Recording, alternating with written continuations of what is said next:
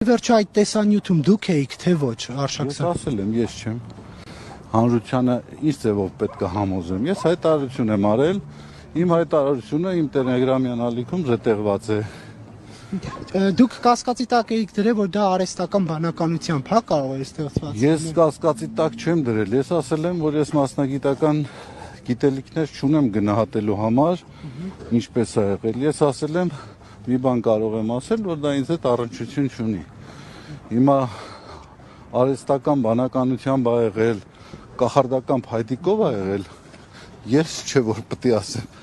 Դուք խոսել եք այս ընթացքում, հասցրել եք այդ հայտարարության տակ ստորագրած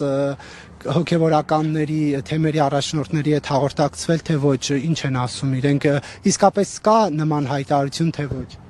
Նարեկ ջան, ես օրվա մեջ բազմաթիվ մարդկանց հետ եմ